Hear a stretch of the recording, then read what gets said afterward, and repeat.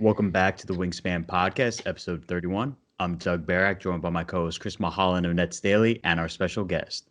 Our guest is the Brooklyn Nets Courtside Reporter for Yes Network. We welcome Michael Grady to the podcast. Thank you for taking some time every day to join Doug and I. What's going on, man? Good to be on with you guys. Doug, Chris, really appreciate it. Of course. Glad you're doing well. Glad to have you on. And then, Mike, I'm going to just kick it off with this. What you've been up to since kind of COVID-19 put the world at halt? Man, still working. Had some downtime for sure, just like everybody else. But we started doing some Zoom interviews with Yes Network.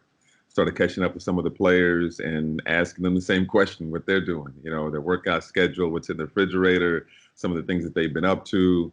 And we started airing those on Yes Network every Wednesday. And so that was pretty much what we did from months leading up to when it was decided that they were going to start, the bubble in Orlando. So it's just been grinding just in a very unique and different way that I don't think anybody would have ever anticipated. Yeah, no, definitely. And how's your level of interest when it comes to virtual schooling and that kind of thing? Like, do you think you're ready for it this time around? Virtual schooling,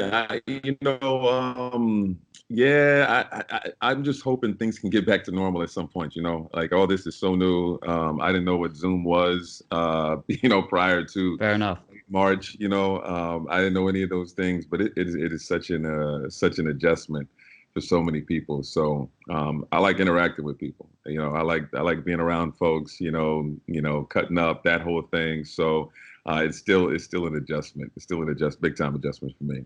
Definitely. So can you talk about your journey to where you are today? What was your first sports media position or internship? Yeah, so got to go back to 2003. I had just left Ben Sims and pretty much wrote an email to every radio station in Indianapolis, just saying, hey, if there's any sort of opening, anything I can do, whether it's an internship, some sort of shift, please, let me know. And a guy, his name is Kent, sent me an email back and said, give me a call on Thursday at 3:15. And so I called him Thursday at 3:15, and he said, that was your first test. If you called me at 3:17, I wouldn't have picked up the phone. Wow. And so he brought me in for an interview and had a pleasant conversation. And he gave me a 3-hour shift on Saturdays to run the board for the radio station there. And so that was my first gig. Handful of months later, a producer on a sports talk show at the same station ended up leaving town and moving to California. I had just trained on his shift so that I can be his backup. Well, now they had an opening for a producer for that show. And so I started doing that.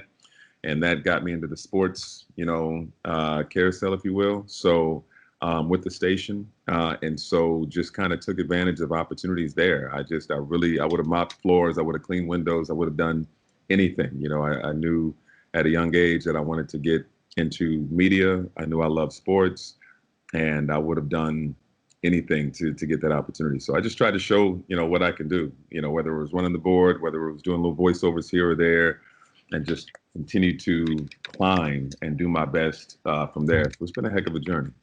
Yeah. And what would you say some of the highlights were early on?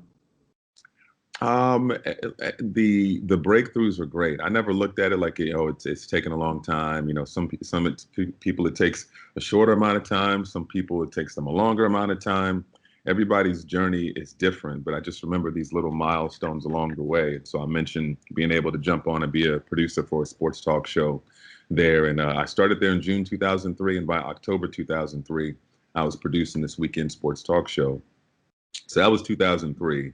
This was a news talk station that had sports at the same time. And then 4 years later, they decided to turn it into an ESPN affiliate and an all sports station. And so, and then they decided to hire me as the station's first executive producer. So there I am, now all of a sudden 24 years old and I'm in management.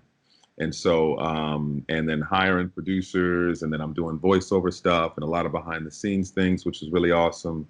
And then shortly after that time, again, I'm doing all the voiceover stuff at the station because we didn't have a lot of money. We couldn't hire an imaging person. And the Pacers happened to be looking for a PA announcer at that same time. And so they called the station, got my information. They brought me in and chatted with me and said, hey, would you be interested in doing this? And I was like, well, yeah, absolutely. And so, all right, we're going to start you off, do some MC stuff. And so I was like Allie Love for a season and a half. And then finally I got the opportunity to be the PA announcer. And so my first season doing PA was Paul George's rookie season. And I was the PA announcer for the Pacers, basically Paul's entire time in Indiana. So I'm doing the radio stuff. Then I'm doing the PA stuff. The radio opportunity as the executive producer was in 2007. 4 years later, I got an opportunity to host a morning show, co-host a morning show there as well. So still executive producer. Then I'm co-hosting this sports talk show in the mornings there in Indianapolis, PAing Pacer games at night.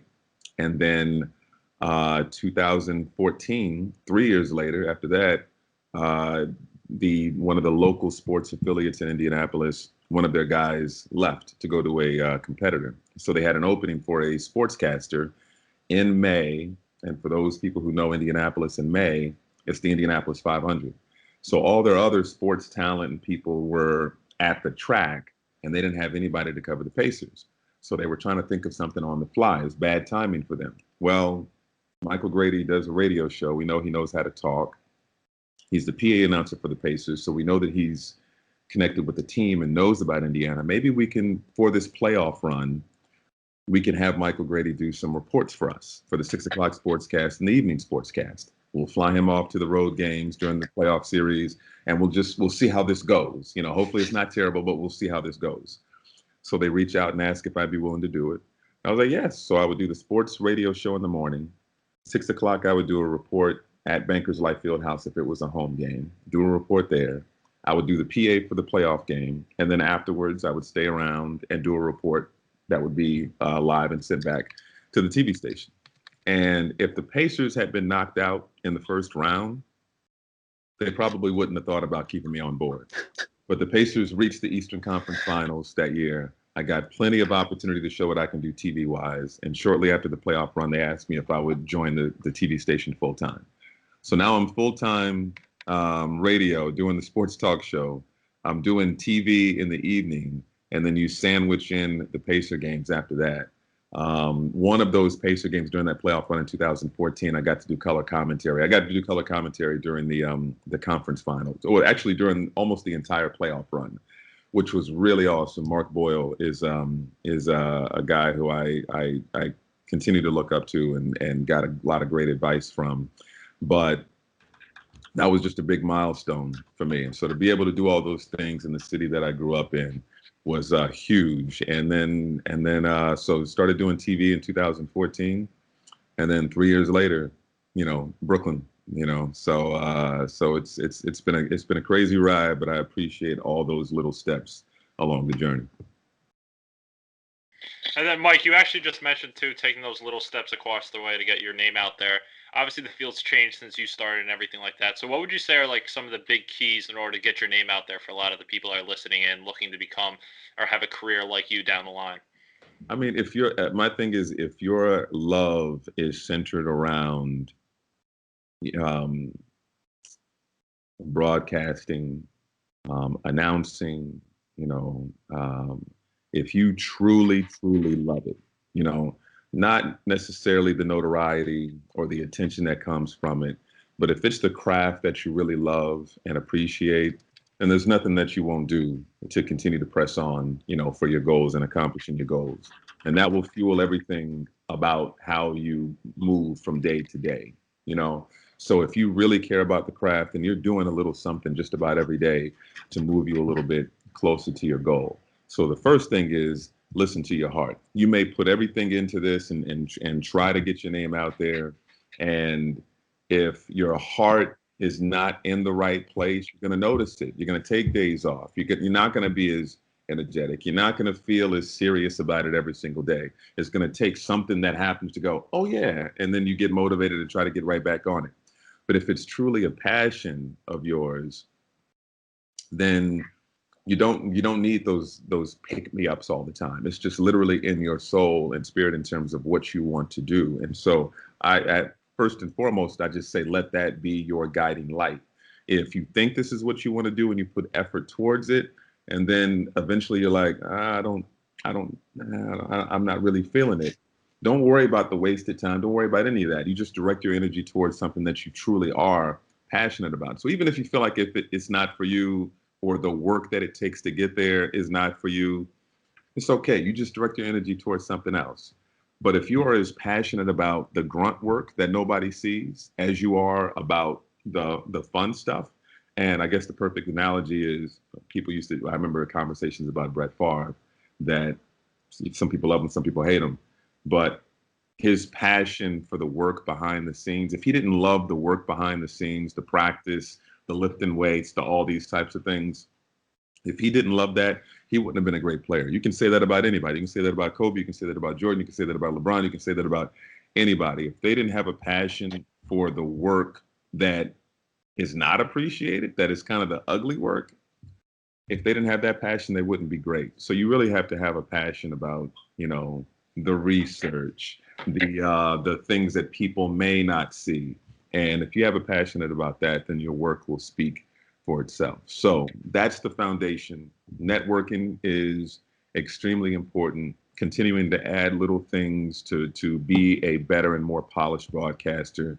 I love sports because, again, it connects to so many different aspects of life. No matter what it is that you're doing, you can make yourself more valuable by adding different pieces to your skill set. And so if there's a player in the NBA and, as a young player in the league, and defenses find ways to take away what he's most successful at, well, then in that offseason, he goes, you watch film, he's okay, they're taking me away from my right. I realize that when I'm driving, I'm not really looking up for teammates. I can share the ball to make the offense flow a little better. You watch that tape, you put in the work in the gym. The very next season, again, defenses try to take away which they think that you're good at. Oh, I've got something else in my arsenal. I can also do this, or I can also do that. And it's no different from broadcasting or many other fields out there too. And so you may be good in one particular area, and then you have to constantly listen to yourself and go, okay, I can improve in this. I can expand my vocabulary a little bit. I can work on my enunciation here. I'm talking too fast. I'm this, I'm that, whatever it may be. And so these are all things that, before we even get to the other stuff and your name out there, these are just foundational things that are extremely important that need to be real top of mind before we go, even worrying about, hey, have you seen my stuff? Have you seen my stuff? We just really need to focus on the passion and the work behind the scenes.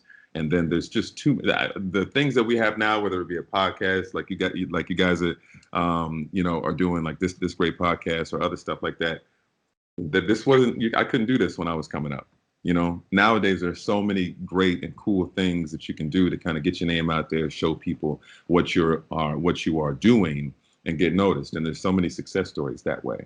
So my big thing is just literally from ground level, passion, make sure all that's in the right place, and continuing to work on your craft. And I just firmly believe that hard work gets noticed. Very well said. And what would you say your niche is with all that? You sound like someone, a jack of all trades, especially the way you describe NBA players working on their game. So what's yours? I don't have a niche at all. I do. I came up in a, what do you need me to do? Like I mentioned earlier, if you need me to mop, well, I'm gonna be the best mopper in the building. If I need to clean windows, these windows are gonna be squeaky clean. If I'm running the board, I'm gonna run the board terrific. If I'm doing scoreboard updates, I'm gonna be flawless with that. And so that's just ingrained in me. What do you need? This is what I'm gonna do. At the same time, I'm thinking about what my own personal goals are and what I would like to do. And so you never want to get pigeonholed, but I'm gonna give 150%, 200%, no matter what. So there are times where you may be killing it in whatever it may be. And let's just say you're doing scoreboard updates, but you have aspirations of hosting your own show. Like you're really awesome with scoreboard. Like you're great at scoreboard updates. Thank you. I know, but I can still also do this. And so we can't let that, frustrate us. We just have to kill it at all times. And that's the mentality that I always had. So if they want me to do this, I'm gonna do that, and I'm gonna do it great. If they want me to do this, I'm gonna do that, and I'm gonna do it, great. So I never felt like I'm best at this one thing. No, I didn't want to be. I didn't know that I would be a PA announcer. I didn't. That wasn't really in my It wasn't on my goals list at all, but when they gave me that opportunity, I just wanted to be terrific at it. So yeah, I don't if so I care about broadcast. I care about presentation. I care about all those types of things. Whatever's asked of me, whether it's Yes Network, anybody, whether it's play-by-play, sideline reporting, which I love. I do love interviewing and being that liaison between the passionate fan base, which I still remember being a firm part of, and then these players and how important that connection is. And so I'm very passionate about that, but passionate about a lot of things when it comes to broadcasting. And then, Michael, I have a three-part question for you as well. So obviously, you mentioned your journey. You're from moving from Indiana to Brooklyn as well. So who have been some of your mentors? What has been some of the best advice you received? And as we just talked about, what other advice can you give for people that want to get into this field or even just taking their talents to the next level? Yeah, the mentors, growing up the way I did, some people were mentors that I actually knew, and then some people I fed off of their energy from afar. And so Mark Boyle is the radio play-by-play man for the Indiana Pacers. I don't talk to him as often, these days being in New York, but I always, continue to look up to him and appreciate his role in my journey. Bob Lovell is another guy who gave me an opportunity back in 2003 to be a producer on his sports talk show, and he had been in the industry for a very long time, and he just gave me great advice too. Mark, one of the things he told me, I remember I was still taking classes with school at IUPUI, and I had to interview somebody in the field I wanted to get into, and so I interviewed Mark. And he was just telling me about, play-by-play, and you can associate this with radio too, and hosting and things like that. He said, over-prepare, but don't over-present. And, some of us, you ever hear somebody goes, oh, he should get into TV or he should get into radio because he's like an encyclopedia. Encyclopedia just doesn't mean that you should go on the air. You can have all the knowledge and history, but if you're boring, nobody's going to put you on television, and nobody's going to put you on the radio. So you can do a lot of research. It is important to be knowledgeable, but that over-prepare but don't over-present was an important piece of advice, because we just want to show off all of our knowledge. But you may do, 4 pages worth of research, but you may only get to 2. And you have to be okay with that. Our job is to inform and entertain at the same time. We're trying to get ratings, that whole thing. So that was a great piece of advice when I was like starting out and trying to figure things out. But in Indianapolis, those guys were big. There were certainly people that opened doors for me. And when I was growing up as a kid too, in terms of people that I just looked up to and wanted to somewhat emulate, I always tell people that Bob Costas and Ahmad Rashad were really important. I always wanted to be kind of a mesh of those two, given how polished Bob Costas was. And again, I grew up and was like really into hoops in the 90s and that Jordan era. And so Costas is calling those games. And then Ahmad Rashad is doing, interviews. And I always watched Inside Stuff, and just the way that Ahmad Rashad would get the personable side out of these guys, the human side of these guys. These guys talk about basketball nonstop. And so to get a guy on and he's talking about whether it be, I go roller skating, or I'm great at ping pong, or I love this TV show, or I love listening to this kind of music. It just gave me a different connection with some of these players than just, I love watching you hoop. And so I just love the way that Ahmad was able to get that out of guys. And then from an announcing standpoint, Bob Costas is just, terrific at what he does. So those are guys that I looked up to. There are people in music that I looked up to just from an ambition standpoint. So I'm an extremely ambitious person. And so when I hear great stories about someone started here and they're here, or that whole thing, I just really gravitate toward that. And so, I used to listen to Jay-Z before I would go into a radio shift. You know what I'm saying? There were times at the radio station where I felt kind of like alone on an island or whatever it may be. And I just put a Jay song on or an early Kanye song on, and that just get me in the right mind frame to like, I can handle anything that's thrown my way. I can do anything, that's set in front of me. So that was big in terms of my mindset. coming up. And again, as far as the advice, again, obviously networking and all that is important. Piggybacking what I said earlier about making sure that this is what you truly love and what you truly feel like you want to do. But networking is extremely important. Continuing to work on your craft, challenge yourself, get feedback of others, if you can. And then another big thing that I try to share with people is patience, and that balance between being patient and being persistent. And it's not an easy one. I mean, it's not an easy one because if your lack of patience takes away your joy, then potential gatekeepers are going to see some bitterness, or they're going to see some antsiness, or whatever it may be, and that's going to prevent you from getting an opportunity. I've seen people say, "I've been doing this for 10 years," and there's no timetable. There's no timetable. That's literally a bitter statement. You know what I'm saying? And so we have to appreciate the journey. And so if I'm still just doing a radio show, I got to love every single day that I'm going into that radio show. Sure, there may be times where I may be, hoping for an opportunity or whatever it may be, but I can't let that seep into my spirit, because the moment that it does, that bitterness creeps in. And then if I'm in front of somebody and I'm saying, "Hey, please hire me," I'm telling you, gatekeepers can pick up on that bitterness, this feeling like I'm entitled to this because of how long I've been grinding. And what I care about, if I'm an employer, if I'm a gatekeeper, whatever it may be, is someone who has that passion, as if they're just started out, as if they're just still getting going. Someone who really, truly loves the craft. And to hold on to that joy means to appreciate every single day and every single day of the grind. And so I would not allow bitterness to seep in. You could be talking about somebody in their 40s who's still trying to make it happen. And I'm going to say the same thing. Just keep whatever you can do mentally to block out any negativity, or, "Oh, I just saw someone who's 10 years younger than me just get an opportunity right now. Oh, that's messing with my head."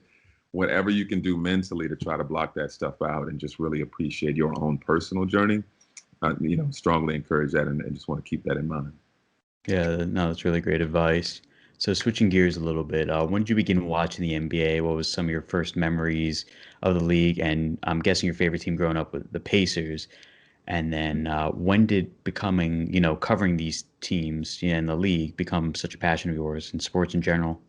Yeah, well, I remember I got a mini basketball of the Detroit Pistons, and it had to be around 89 and 90, because before that, I don't remember watching any Pacers basketball. I was born in 83. The Pistons won the championships in 89 and 90. And I remember my grandfather giving me a Detroit Pistons basketball. So I grew up in Indianapolis, but Pacers must not have been good during that stretch. And being so close to Detroit. So my first basketball memory is getting that basketball and hooping on a basket, like a Fisher-Price basketball goal. Yeah. At my grandparents' house. So that was 89, 90. And then 94, when the Pacers really started to make a run and started battling with the Knicks, and Reggie Miller with the 25 points in the fourth quarter, that's when, okay, things are starting to pick up a little bit. Hold on, what's happening now? I'm 11 years old. It's like, oh, okay, this team is okay. And I'm starting to really, really, get into it. And then 95, the 8 points in 8.9 seconds against the Knicks. And at that point, I'm just hooked. And so, superheroes now, RIP to Chadwick Boseman, and such a sad story. As a generation, have been able to watch him as a superhero, a Black superhero. And when I was growing up, it was athletes. I didn't have a Black Panther, but Reggie Miller was Black Panther for me. The Pacers could be down in the fourth quarter, and then somehow he just did something magical to get the team back in the game and give them an opportunity to win and have these crazy magical moments. And there are kids in Colorado right now who are young, or a 10-year-old kid watching Jamal Murray, and he is a superhero. He literally made magic, down 3-1, and they're down in that fifth game, and he just pulls a rabbit out of his hat, just as we would see with superheroes. And so that seeing stuff like that down and out in 1994, and a 25-point fourth quarter from Reggie, and then the next year you're down 6 points. There's, time is dwindling off the clock, and he knocks down back. Like, come on, he was. I was my Black Panther. So, and then Michael Jordan evolved into, another superhero for me at that particular time. And I just really fell in love with the game. And then I fell in love with broadcasting at the same time too, because I not only enjoyed the game, but I just remember thinking about Bob Costas, about how eloquently he was able to put historical moments into great context on the fly. And I was just really fascinated with that. So trust me, I was hooping, I was playing ball, doing all that type of stuff. But simultaneously, while I was playing basketball and playing sports and all these type of things, I just had a deep appreciation and fascination for the broadcasting side too. And so both of those things were happening at the exact same time. So yeah, I grew up a Pacers fan. It was a real treat to be able to do PA for the team for a number of years, to see the squad. Not, they made the finals once, but get the Eastern Conference Finals several times, to fall short to a great Knicks team, a great Bulls team, a great Miami team, in the previous decade with LeBron James, Dwayne Wade, and Chris Bosh. It was a great journey during my time in Indy as a fan. Definitely. And then Mike, as well, you talked about the transition from Indiana to Brooklyn vividly as well. And then one thing I always tell people, and I've heard a lot in this field as well, is you always have to be open to relocating. And that's a valuable thing in this field. So can you talk about the differences and maybe some challenges that you had from that transition from going from Indiana to Brooklyn? Yeah, again, everybody's story is different, and I've told this story a lot. I thought about the possibility of relocating while I was in Indianapolis and wondering when it would happen. My family was all in Indianapolis, of course, so that's not an easy decision.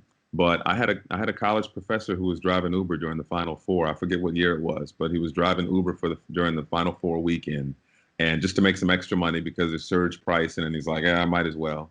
And he picked up a media agent, and they struck up a conversation. And he said, "Well, I don't know if he has representation, but you should reach out to a former student of mine." And the guy did his homework, did his research, liked what he saw, and he sent me an email. And he became my agent, and he's the one that found me the opportunity with Yes Network and the Brooklyn Nets. And so it's just funny how things happen, because it was on my mind thinking about, okay, getting representation, but a Uber, bro. That's literally what that's literally what made it happen, man. And he's absolutely terrific. And for me, I've always enjoyed, traveling and seeing different places. Funny story, like Pat McAfee, like really, who's just like he's like a media mogul right now, but he's the one that kind of sparked that fire in me as far as like really getting out in some places. And that sounds crazy because I was in my 20s, but I just didn't go to a lot of places. I was grinding and working and whatnot, may do a little bit here or there, but not a whole lot as far as travel. But on a whim, he was co-hosting with me on the radio, and he was like, I'm going to Vegas for a birthday party. You want to go? I'm like, yeah. And so it was only like maybe 2 days, but it was just kind of on a whim. Let's just go. And so we went, had a great time, and it just kind of unlocked something in me. Like, he was just like, you want to go, and he just went. And me, I got to like plan, I got to save for all these months, and okay, all right, going to such and such in 2021. Like, that was my life at that particular time. And he's just on a whim and just going. And it just kind of sparked something in me to just want to explore and see places. The thing that hit me was, I don't want 5 years from now to say that going to Vegas with Pat that weekend was the coolest thing that I've done. I didn't want 5 years to pass and say, what's the coolest thing you did? Well, 5 years ago, I went with that. No, I wanted to create opportunities to explore and have adventure, for myself. And I always cherished that experience, but it sparked something in me. And I have a new appreciation for it now. And so I just tried to like go all over the place. And New York was one of the places that I just really loved, visiting. And I mentioned growing up and being a hip hop fan, and Jay-Z and, Biggie and Nas and stuff. And just funny how music can take you places. And so visiting New York, it just felt, natural. There's a hustle, there's a pace to New York that fits me. You know what I'm saying? I'm doing 3 jobs in Indianapolis, like on the grind, moving. I felt like I had a synergy with New York. So when the opportunity came, and last thing I'll say on a matter of fact, because it was really like, do I want to move to Cali and find an opportunity in Cali, or do I want to go to New York? And I went both places back to back in a short time span. I went to Cali for about a week just to kind of get away, and then I came to New York for Art Basel, and not Art Basel, but it was I'm spacing on what it's called now. But there was an art show, not Art Basel. That's Miami. But there's a show that's in Miami during Art Basel that was also taking place in New York, and it was just for a day. So I spent a week in Cali, and then I came to New York for a day, and that one day kind of solidified it for me. Like if there's an opportunity and I had to choose between the two, I'm definitely coming to New York. So for me, people ask like, man, Indianapolis and New York, man, I can't really express how seamless it was. I can't really express the love from the people in Brooklyn and how natural and how at home that felt. When I go into Sweet Chick, that's like, it just felt like family. I still gotta go. I mean, yeah, it just felt like family there. So the way Brooklyn embraced me without knowing who I was, my first, so much happens in New York and in Brooklyn and whatnot. If you're a Nets fan, okay, I think I saw you on, but not even knowing anything about, I'm just a dude. I'm just a regular dude, but to feel at home, to feel embraced, I'll just never forget. I'll just never forget that. And I'm just, in love with the borough for real, man. And so it was a natural transition for me from Indianapolis to Brooklyn, for sure. That's good to hear. That I have a follow-up on that as well. What are some of the, obviously you go from Indianapolis to New York, and obviously New York in the sports market is one of the biggest, if not the biggest in the country. So going from Indianapolis to New York, what were like some of your major, like your biggest kind of, I guess you could say, challenges when it comes to relocating to a big market like New York? Is it more of the competitive side of things, or is it more of kind of just adversity of any way? Like what were some of those type of feelings about that move? Man, I'm gonna sound real boring on this, because I thought going in that, again, I people have all these opinions about New York, about like, people are rougher around the edges there, Yeah. cutthroat, you know what I mean? It's uber competitive, and people are kind of rude or whatnot. And Indianapolis was like, it was home. I grew up there. Everybody knew that I grew up there. Oh, this is Michael, who went to Warren Central. He went to middle school here. He went to elementary school. He went to kindergarten here. Like, he's come up, and here he is doing television and radio and, voice of the Pacers, in arena voice of the Pacers or whatnot. And so it was a comfortable feeling. I felt like I was, on top, humble, but certainly felt like, man, things are going really well here. It feels like, family's here. I feel like protected. And so to leave that, and then to come to New York, and then like, okay, it's cutthroat, and what if this doesn't work out? And I got to come with my tail between my legs going back to Indianapolis. Like, what's really going to happen here? I hope this can work out. And then also you're like, snap out of it. You're terrific at what you do. You're going to continue to grow. You're going to continue to blossom.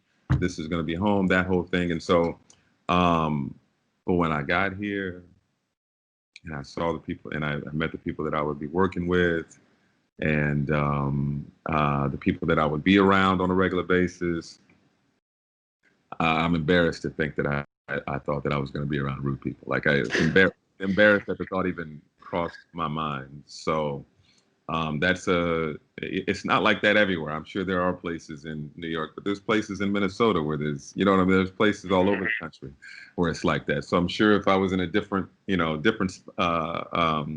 outlet in New York, maybe I would have a different feeling. So this really is a salute to, Yes Network. And that's not a shameless plug. It's just being honest. Everybody that I work with at Yes is terrific. Now, the people that we travel with, the people that the Nets on Yes crew, everybody, they are absolutely astounding. And I appreciate working with them every single day. And it fits my personality. because I like to have fun. Uh, but we're gonna kill the broadcast. Some people want to have fun, and sometimes it's at the detriment of the broadcast. Or some people are so focused on the broadcast that they forget to have fun.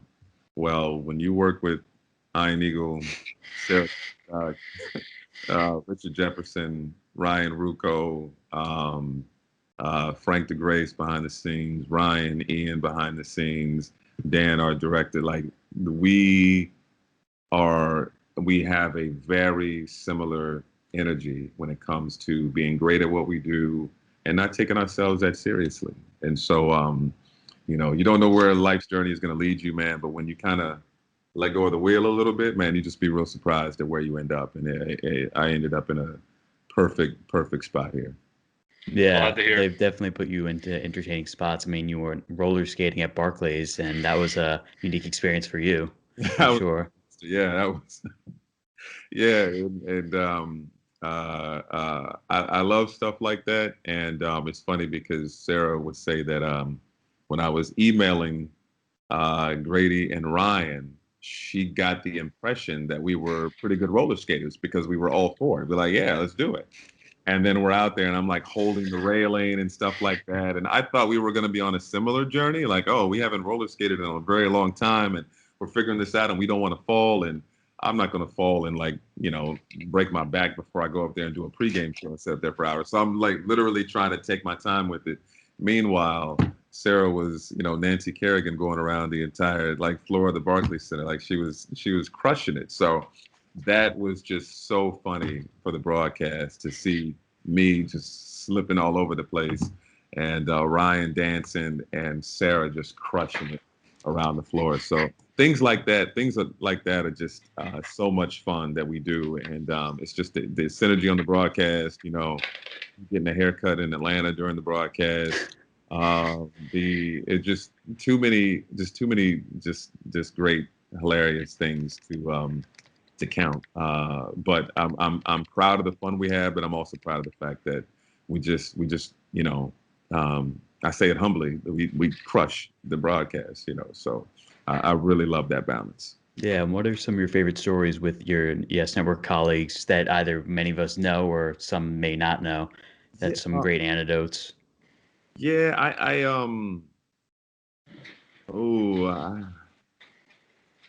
that's tough. I know that. I'm sure there's a lot. Yeah, because a lot of it is like funny moments or funny lines. We've had some great experiences.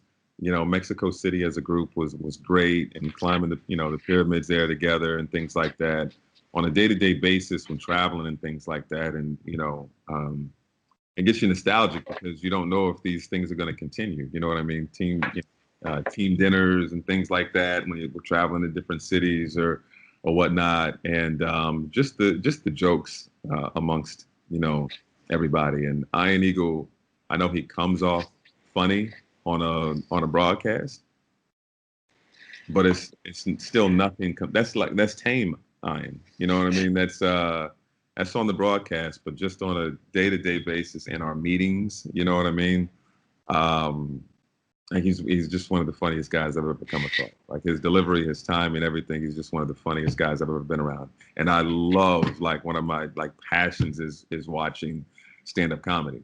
And so to encounter somebody like that with his kind of wit, comedic timing, and that whole thing, delivery, all that type of stuff, is just like it's never a dull moment, And Sarah is amazing at what she does, and so humble and gracious at the same time. I've never encountered anybody like her. She's so terrific at what she does. Ryan is such a grind. We all grind, but Rucco is so amazing at the work that he puts in, and the attention to detail that he has in perfecting his craft. Richard Jefferson he's just crazy as hell, obviously, and he cares too, So he wants to put on an amazing show too. So there's literally something funny that, or something that happens every time. that every time we get together. But I'm spacing on like a specific story. And not that we're dirty, but it's even clean enough. Some punchlines, maybe, some punchlines may go in a way I don't want to go here.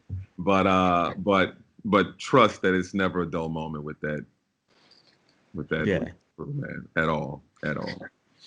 Yeah, and what was it like doing getting to do play-by-play in the bubble? Man, well, not literally in the bubble, but right. No, that was a fun experience. I have done some work with CBS Sports and done some college basketball, and that challenges you in a different way. So that was kind of my first experience regularly kind of doing some play-by-play. It was college basketball with CBS Sports. I didn't work with the same person twice. It was literally a, hey, how you doing? I'm Michael Grady. Hey, I'm so-and-so. All right, looking forward to doing this game with you in a few hours. And I'm meeting the director for the first time, the producer for the first time, all these different people for the first time as we try to execute this college hoops broadcast, which was a fun experience and was also a challenging experience. So when the opportunity came to do a few Nets broadcasts, one, knowing the team so well, but also that's, my crew, it's not a, hey, how you doing? Nice to meet you. Looking forward to working with you. It's, what's up, Coos? It's, I'm literally working with family. And so I just really appreciated it and had a great time. I felt at home, felt comfortable. But that's just how we do things. So it was an amazing experience, and it's been 3 years, 3 years covering this basketball team, man, and it's been a heck of a journey, man. And so I want to see the guys succeed. Getting to know these guys, you can't help but root for them. And so it's fun. It's fun calling games like that when you care about how the game goes. Not in a homerish way where I'm gonna cuss out the officials if they call it back home Nets, but just in a human way. You know what I mean? You can't not be around these guys as often as we are and not feel like I just want to see these guys do well. And when you see the way that they were competing while being so shorthanded, it added to it a little bit more. So it was a great experience. Yeah, no, definitely. And it seems a good coincidence that you joined the Nets as they were trending upwards. So, I mean, what are the chances? Yeah, and again, I didn't know that going in. And so, some of my peeps in India, like, what do you do? Why, really? The Nets just won 21 games. What are you doing? Why would you leave Indy to go to Brooklyn for that squad? They just won 21 games or whatever it was. So this is what I mean. You just don't know how it's going to go. But I just felt a connection to the franchise. Just felt it is something that's it's just hard to explain. But I felt like something special was going to happen with Brooklyn. I felt like you would hear people say all they need is one star, and then everything starts to roll from there. It's just the market that it's in. There certainly is a cool factor with the franchise, the black and white color scheme. The first preseason game that I worked, Floyd Mayweather was sitting right over here, and Naomi Campbell was sitting right over there. And I'm like, ooh, this is not Indiana anymore. Like it's just different. You know what I'm saying? It's just a different energy. And so yeah, they were a 21 win team, but I still felt like something special was going to happen with the franchise. And I had no idea it would be Kyrie and KD. But even before that, man, I had so much fun with D'Angelo. I had so much fun with a lot of these guys. Spencer, Jared Allen. I've had a lot of fun along the way, and so losing stinks. You know what I'm saying? But this is something I've been wanting to do. My whole life. So if they go out there and they win 20 games next season, that would suck for sure. But I'm still going to be appreciative about this journey and ride that I'm on. That's great to hear, man. And then, Mike, you ready to talk about the NBA bubble? Yeah, for sure. All right, so I guess we'll just kick it off with what's your overall thoughts on the NBA season revival? Like, what's your overall thoughts when you went into it? What were kind of your thoughts behind it now, seeing how it's developed since then? What are your thoughts on it? Yeah, well, one of the things that I told people is that, in a normal season, practice days and things like that, if you don't show up, there's a fine, right? And there's literally an incentive to get out there and practice, show up on time, work. When we're all quarantining, they were doing Zoom group meetings and different things like that.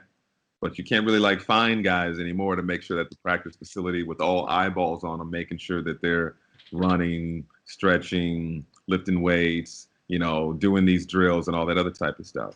So the onus was really on these players to put in the work without knowing when basketball was going to resume. And so without, people weren't posting a whole lot of videos on their IG or anything like that. We're all trying to figure life out. And one thing that stood out to me is just how much so many of these guys really do love the game. They didn't know when it was going to return. Some of them didn't have a basketball hoop, readily available for them to use. But these guys genuinely love the game. To have that kind of a layoff without playing ball, and then to come back and see the type of shot making that we saw. I use TJ Warren as an example, not because of my Indiana ties. I don't get to follow as closely what they're doing as much anymore. But a guy like TJ Warren, who's not in a contract year, some guys start to kill it because the contract's up, want to make themselves more valuable as a free agent. He still has 2 more years at a bargain for Indiana on his contract. But to put the work that he put in quarantine and then come up and explode in those seeding games, that's a guy that really loves the game and cares about the game. And so, I thought, man, we're going to see some heavyweight dudes. We're going to see some dudes bricking. We're going to be seeing guys dribbling off their feet. We're going to see a whole bunch of, no, we've seen really clean, solid, really great basketball. The show that we just saw put on between Jamal Murray and Donovan Mitchell was, amazing.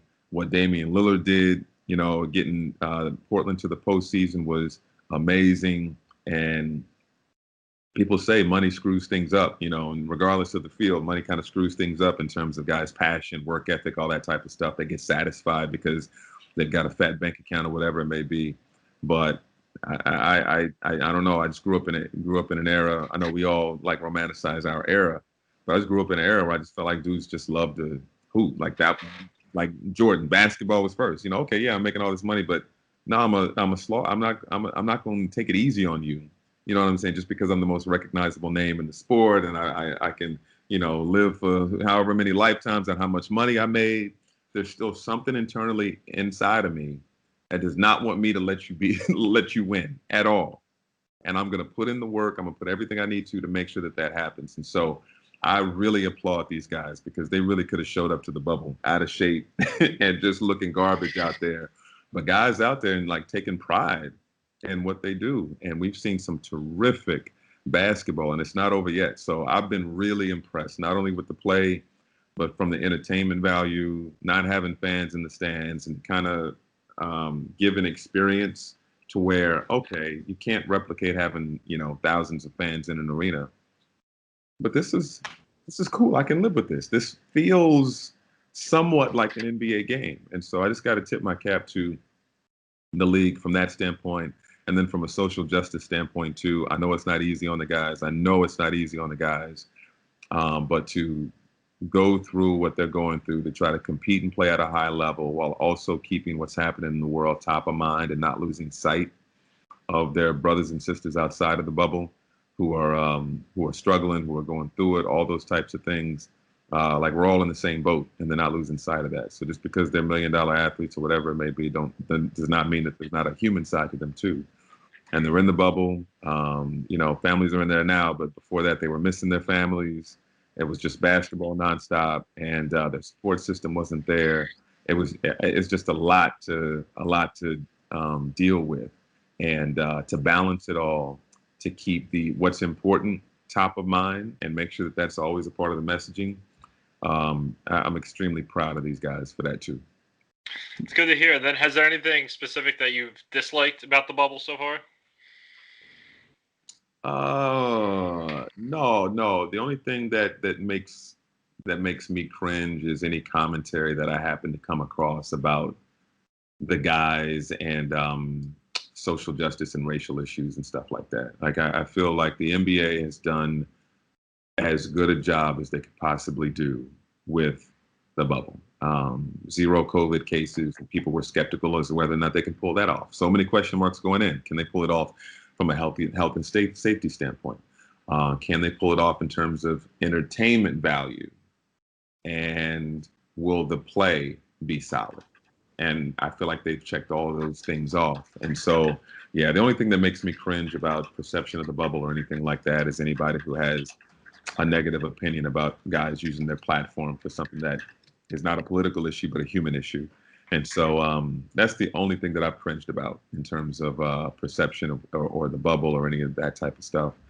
Jared Dudley had a good piece in GQ, and he said if there's another bubble, like families have to be allowed right away. You know, he's got a young family, kids, stuff like that, and family means so much to these guys. And you know, every guy is different. There may be some guys like I don't want my family around, you know, but then there's other guys that's literally, you know, your support system, and and seeing them and you know and touching them is just a reminder of why you go out there and compete. It just helps you take your game to another level. And so, you know, I can't imagine what it's like for some of those guys who have young kids or whatever it may be. And Chadwick Boseman unfortunately passes, and you just want to hug your son, who you know you took him to that movie, you took him to see Black Panther, and you're, you know, stuck in Orlando, and your child may be cross country, and you just want to embrace and hug your son. And so from that standpoint, I know he mentioned that that's something that if there is another bubble for the start of next season, that he wants to see that change so that families can be around. So I'm sure there's minor tweaks here or there, but for the most part, I've just been really proud of what the NBA and the players have done. Yeah, no, definitely. And as you mentioned with Chadwick and some of these players, you know, they're more than just who they are. They're more than just an actor. They're more than just athletes. They're using their platform to the fullest. They're superheroes on and off the court, on and off the screen. And it's so important that people need to realize that, you know, when they talk about them, when they see them, when they interact with them, like they are still at the end of the day human, like just you and me. But with the power and everything they're doing, it's extremely impactful, and we shouldn't take any of this for granted. And I think they've done a great job. You know, I mean, as you've hinted at, like Kyrie Irving, the way people interacted with how he's been handling social justice and the bubble and all those other things. You know, it's unfortunate because he's doing it, you know, with the WNBA, Black Lives Matter, everything. So we really can't take these guys for granted, whether or not they say some quirky things here and there. Look at the big picture. And then another thing, when we're talking about likes and dislikes, I really liked getting my shout out virtual fan. Wasn't really expecting it with you and Koos. So I just wanted to thank you right here on the pod. Yeah, absolutely, absolutely. No, that was incredibly cool, and I remember hearing rumblings about what the NBA was thinking about with that, and I'm like, how is this going to work? And it seems like the last handful of times where we've wondered if something's going to work with the league, I mean, they pulled through in a big time way. And so I remember All-Star break. How is this new format going to work?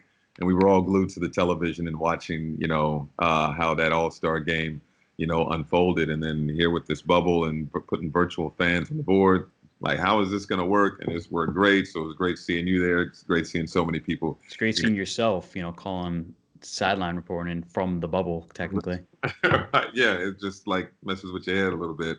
But yeah, that's, I mean, life comes at you fast, man. We just adjust and have fun with it. I never thought that we'd have virtual, and you just see all the virtual fans on the board, and it's this wide shot of him throwing that hook shot in, and I mean, that just goes in the history books. You know, so many shots and amazing shots in NBA history. You see the shots of the crowd and just these crazy looks on their face, and here's this huge shot in the Game 7 to help the Nuggets advance, and it's just these LED boards with fans on it. It's just like we'll look back on this years down the road and be like, what on earth was that? What was 2020? And then, Michael, I got to ask you too. I know we've asked a couple of our guests since most of the bubble started up. So, what would it take you in order to break quarantine in the NBA bubble? Whether you're going in as a player or going in as a member of the media, you could pick either side. But what is it going to take for you to break the quarantine? What would it take for me to sneak out of the bubble? Yeah, mostly that's the question. Yeah, what would it take you to sneak out? I think a couple of our guests said food. In the beginning, I said McDonald's because once I saw the food, I was just like, okay, yeah. Once we saw the early stages, and I was just like, oh man. Yeah, no. If they opened a sweet chick across the street, I'd probably sneak out to grab some sweet chick. Yeah, I'd probably do that. Ooh, no, I think for the most, food would probably be the one that would pull me aside if they weren't delivering, if they weren't delivering or whatnot, and I literally had to go inside. It'd be tough from a food standpoint, not to try to stick out, man, for sure. Uh, but no, other than that, no, I do my best, man. And also it depends on how long. Again, um, some of these guys got in there in like late July. This is crazy. I'm happy some of these guys are able to see their family now or whatnot, because family would make me want to pull away too, for sure. But that's a long time to be confined. To be like, hey, you'll be okay fishing or going swimming any downtime, or golf here or there. Like, nah, you still feel kind of enclosed a little bit. But no, I'd sneak away for some food. And I don't want to put you on the spot with this one, but we always ask our guests this: what are your 5 must-haves to bring to the bubble? Ooh, I would say number one, my camera. Take a camera just about everywhere. Laptop for work. What else would I need? I'm just looking around here. It's a hard one. It's a hard one. Yeah, my Ninja Chef. Some bottles of wine, like a couple cases or something like that, depending on how long I'm in the bubble. Definitely cases of wine. That's 5 yet. Maybe a book collection. Yeah, I like it. Yeah. And then when it's all said and done, the bubble concludes. Who wins it all? Who's your pick? I would go. I will. The Clippers are my early pick, and so I'm just going to stick that way. I think it's obviously a little bit shaky because I don't know if I have full trust in Paul George the rest of the way, because Kawhi can be a machine and do everything he wants. But I got to ask myself, who do I trust more, Anthony Davis or Paul George? And right now, Anthony has a slight edge. That said, though, that Clippers team as a whole, when they're playing their best basketball, they're just straight up dogs. Straight up dogs, straight up, bullies out there, and they can score. So we haven't seen them consistently, put it together. But when they're at their best, they're just playing tough, physical basketball. And from a defensive standpoint, I trust them more than I trust the Lakers. And so if they take care of the basketball, they defend well, Kawhi is going to do his thing, no question. And Paul joins the party consistently. It seems like mentally he's kind of found his zen a little bit, which is important for any player to find, especially in a high stress situation. I just got to go with the Clips, so I'm gonna stick with that one. Sounds good. And let's talk about the Nets. So what have you liked and disliked their season, leading up to the bubble? And then we'll talk about the bubble specifically. What I liked about the Nets before the bubble? Yeah, so heading into the bubble as part of this season. Yeah, I think I think the vibe, before and after was pretty much the same, because you just didn't have all hands on deck. And so even during the regular season, there were great moments, but you still had this feeling of, man, I wish everybody was here. You get somebody back, and then somebody else would leave. Or you get Kyrie back, and then something else would happen, and he would have to go. And then this key role player is out of the lineup. This person's out of the lineup. So despite all that, I know that was probably the toughest thing. Just the fact that they were not able to stay fully healthy, so that they could truly develop that chemistry. Can Kyrie work with Karis, or how can we see how that works together? Can Kyrie and Spencer, Kyrie developing the chemistry with Jared Allen in certain situations? Like, there were so many things that you wanted to see unfold, even with knowing that Kevin Durant wasn't going to be there, that you wanted to see, and you just didn't get a chance to see it. It opened my eyes too about the scrutiny that these guys are going to be under, that we all knew was going to be coming. But when you come from you go from a darling to a team that has championship aspirations, you know what I'm saying? And then having Kyrie aboard too, it just a lot of scrutiny, nitpicking, all that type of stuff comes with the territory too. And so I just really felt like it was a learning experience. I feel like it was a learning experience for everybody, and a feel out process for everybody. And so, Kenny's departure, Jacques Vaughn stepping in, and then boom, quarantine, pandemic, all that type of stuff. So it just felt like a real odd year as a whole. I know a lot of teams around the league can say that given what's happened in 2020, but it just felt like a real odd and incomplete kind of year. Yeah, and what was your mindset transitioning from March into the bubble? Like, what was it like for you, thinking about what would happen with the season and then, your thoughts on the bubble Nets? Yeah, well, I just can't stress enough how impressed I was with the way that those guys came out there and competed. And they heard everybody say that they were going to be garbage in the bubble. Like, they may not win a game, and even with not winning a game, they'll still get to the postseason, and then they'll just get ran out of the gym by whoever they faced in the first round, probably the Milwaukee Bucks, because they're not going to be able to hold off Orlando at all. So these were all the things that were being said. And I look, we could question some teams out there, and then those players could go out there and validate what we thought they were going to do. Like, we could say this team is not very good, they're not going to compete at a high level, and they may very well go out there on the floor and stink it up. Like, there are just certain teams that are just dysfunctional, or just don't have strong chemistry, or don't have a collective passion or caring about the situation, or whatever it may be. But this Nets team, everybody had an opinion about how they were going to look, and they blocked all of that out. And they said, I know I'm hooping with, this guy for the first time. I'm hooping with this guy for the first time, or we collectively haven't had a whole lot of time together, but we're going to build a bond. We're going to build a chemistry, and we're going to go out there and compete and play hard. And I just can't say enough about how impressed I am with the way that they went out there and competed. And some people say, well, that's the job, they're supposed to. Yeah, well, we've seen a lot of dudes not show up to work too. Like, we've seen a lot of people half-ass it out there on the floor, or whatever it may be, on the football field or whatever.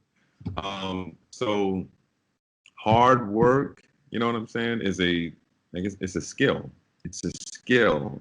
And I think it's funny coming out of the pandemic and quarantine that I think we can appreciate that statement a little bit more, because I certainly had my lazy days. So to get into that mode of, all right, time to get working again, all that type of stuff, I'm exercising muscles. I'm working on that skill again, because I can't just sit on the couch with a PlayStation controller on my lap, So it's like, okay, time to get back on that horse. Let's go. Hard work is a skill, and those guys busted their tail. And were they perfect? No. Did they have turnovers? Yes. Did they miss a lot of shots? Yes. But they competed. They won games that nobody gave them a chance to win. They shouldn't have beat Milwaukee. They should not have beat the Clippers. Like, they went out there and played their tail off. And I give credit, again, a lot of credit to Jacques Vaughn, because he got those guys ready and prepared for games as best that he could. And the conversation about, again, racial equality and social justice issues, he also kept top of mind. When John Lewis passes and he shows them a clip of Good Trouble, talks about the importance of voting and that type of stuff, I just thought he did a terrific job of balancing everything. So there weren't a lot of high expectations that team headed to the seeding games, but they exceeded all of those expectations. And it says something, about the culture of this franchise. Yeah, definitely. And it was impressive that Wilson Chandler correctly predicted the amount of seeding games they'd won with 5 and 3. So more props to him. Mm-hmm. So what are your expectations going into next season with free agency, with, potential pieces? Like, what is your general thoughts on this upcoming season? We'll finally get to see Kevin Durant, unless there's a lockout or the bubble does not happen again. It's something crazy. It's yeah, I'm an optimist, and I fully think that things are going to work out. We're going to have fans in the stands. We're going to have a vaccine. Things are going to slowly but surely get back to normal. They'll figure out the timing and the start of the season accordingly. I'm somebody who likes to plan and be organized with all that type of stuff. So this no Vegas trips. Floating and not knowing, right, is not an easy thing for me. So I don't know if it's going to start December 1. I don't know if it's going to start Christmas. I don't know if it's going to start Martin Luther King Day. I don't know if it's going to start March 1st. I have no idea. And but when it does, I'm just telling people to prepare themselves for the buzz around New York. there are a lot of things that have to be sorted out, from the head coaching standpoint and the pieces that could be added. And but that core of Kyrie Irving and Kevin Durant, I just don't think people are ready for it. I just don't think people are, mentally, ready for it. I don't think they can grasp it. It was surreal for me on media day, seeing Kevin Durant in a jersey on the rooftop of the Brooklyn practice facility. And it's like, you really in a Nets jersey, right? And that seems like ages ago. And here we are, we're still in the midst of the playoffs of the 2019-2020 season. And we don't know when the next season is going to start. And so when all these things are set in place and we get rolling again and we have media day again and we get closer to that first preseason game, man, I just can't wait for there to be fans in the seats. Like, I think it just feels like a crime to me. This year feels like a crime. We have to be safe. And but at the same time, it just feels like a crime because I just can't imagine what Salt Lake City would have been like seeing Donovan Mitchell go off. I can't imagine what the Pepsi Center would have been like seeing Jamal Murray going off. And I can't imagine what Barclays Center is going to be like when Kevin Durant is introduced to the Nets fans. Like, I can't imagine what that's going to be like. And if it happens in a bubble with no one there, I'm just telling you, that's a crime to me. So I'm just praying that health and safety protocols and vaccine, whatever needs to happen to get people back in the stands. I just hope that it happens in a timely manner. And if we have to postpone the season to January in order to make that a real possibility, or even February, or whatever it has to be, I selfishly would just like to hold off because it's going to be bananas from the team standpoint in terms of moves and things that they can make. I think having as many veterans as you possibly can is extremely important. And so I'm sure they'll explore those possibilities. Having young players is great, but if you have injuries, having somebody that's been around for a long time, this is why Jamal Crawford and his relationship with Kevin Durant is great, because Jamal's a guy that, again, at his age, he's not going to play a ton of minutes or anything like that. But if you come across an injury situation or whatever it may be, having a veteran like a Jamal Crawford, to insert that veteran name here, is more important. I think is more important for a team with championship aspirations than a rookie or a second-year player or somebody that's unproven. You want to surround your great players with guys that have seen a lot of basketball, and so that'd just be something to keep an eye on this offseason, on how they fill out the roster, and then just what the mentality, the attitude, the perception. They're not going to be your media darlings. We love villains and heroes. You know what I mean? We love those storylines, and this is literally a villain basketball team, and I'm here for it. So it's like, buckle up, let's go. You know what I mean? Okay, they're not liked, but they're going to come into your gym, probably beat you, and they're going to move on to the next city. And the more that these guys can focus on basketball, I think the better off they're going to be, and try to block out the noise, because there will be a lot of noise. And again, I'm here for it. Yeah, and what's your message to the fans for this upcoming season? Like, what do you got to say for them? Just to,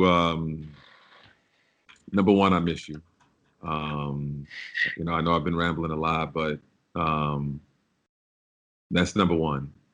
I think going into the arena during those seeding games in the playoffs in an empty Barclays Center, no floor, no hoop, seats are kind of pushed to the side, yellow tape in different areas. And I'm mentally just thinking about what the atmosphere would be like for a playoff game, and just walking through, shaking a hand here, hugging a guy here, high-fiving a fan there, all the amazing ushers in the building, the staff there at Barclays Center. Like, I always appreciated it, but you still feel like you kind of take it for granted a little bit. And so number one, I just want to say that I miss everybody, and miss bumping into people and chatting it up with people at the arena, home and away. Man, I love bumping into Nets fans on the road, man. There's a lot of Nets fans in Atlanta. There's Nets fans all over the place. I would see Mr. Whammy with Charlotte. He would go visit his family. Yeah, visit his family out there. At home games, away games, just want to say that I love the fans, miss the fans, and And when next season gets rolling out, just be ready. Just be ready. And it's something that this is the most, with all due respect to the ABA era, and those that Jason Kidd area, which a lot of folks romanticize for sure. This just has a crazy feel to it. And so for this Brooklyn era, it's the most anticipated in franchise history. And I know that they don't want to let anybody down, and they have some unfinished business. They have things that they want to accomplish, and they want to do it together. And we just got to take that pride to the next level, So it feels like it may be miles away. It feels like it may be centuries away, but it's coming, and we all got to be ready for sure. We all can't wait for that. And then, Mike, I got to ask you too. You mentioned earlier just about like kind of a brief description of like when the NBA season should start and everything. In your opinion, do you think that the NBA should target Christmas Day as their startup, or do you think that the players should get a little more of an off season? Because people got to remember that once it's all said and done in the bubble, you're only gonna have 2 months maybe if you want to start at Christmas Day. So what's your thoughts on that? Yeah, I mean, I know ideally they would like to get out there, again, from a financial standpoint, but I'm trying to put money to the side and put like health and safety first and foremost.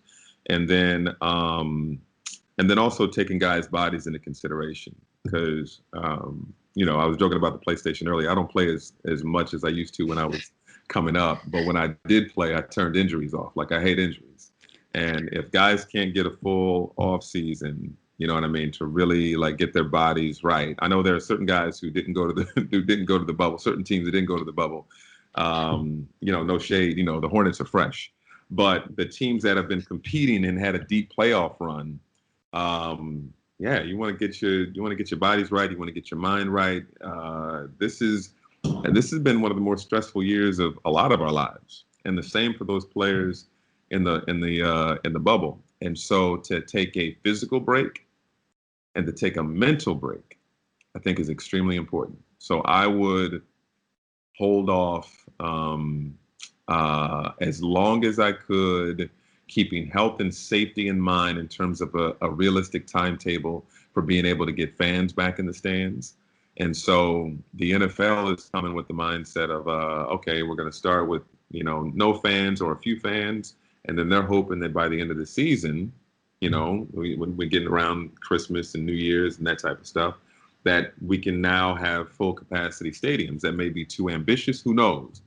But if that's their thinking, then the NBA can certainly have that approach too, that, okay, we don't target December 1st, maybe Christmas Day, maybe Martin Luther King Day, but let's go in with the idea of let's try to get our guys as much rest, both physically and mentally as possible, and then set ourselves up for a hell of a welcome back, not in a bubble situation, but with actual fans in the stands welcoming the league back. That would be great to see. I love it. And then the final thing I got for you, man, is what you're going to do during the off season. You got anything exciting planned? Kind of what you're going to be up to?